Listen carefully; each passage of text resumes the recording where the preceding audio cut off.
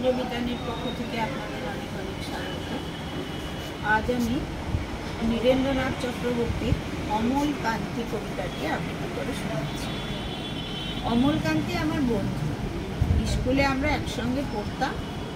রোজ দেরি করে ক্লাসে আসতো, পড়া পারত না। শব্দরূপ জিজ্ঞেস করলে এমন অবাক হয়ে জানলার দিকে তাকিয়ে থাকতো যে দেখে ভারী কষ্ট হতো আমাদের। আমরা কেউ মাস্টার হতে চেয়েছিলাম, কেউ ডাক্তার, কেউ উকিল। অমলকান্তি সেসব কিছু হতে চায়নি, সে রোদ্দুর হতে চেয়েছিল।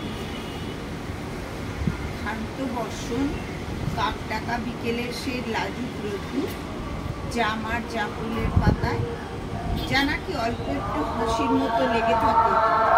আমরা কেউ মাস্টার হয়েছি, কেউ ডাক্তার, কেউ উকিল।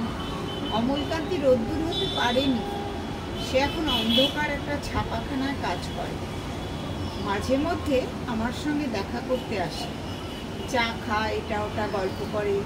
তারপর বলি উঠি তাহলে, আমি ওকে দরজা পর্যন্ত এগিয়ে দিয়ে আসি।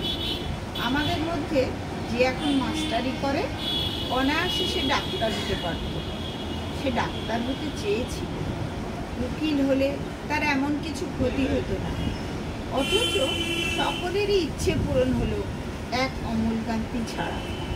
অমলকান্তি রোদ্দুর হতে পারবেন, সেই অমলকান্তি রোদ্দুরের কথা ভাবতে ভাবতে ভাবতে সে একদিন রোদ্দুর হতে চেয়েছিল।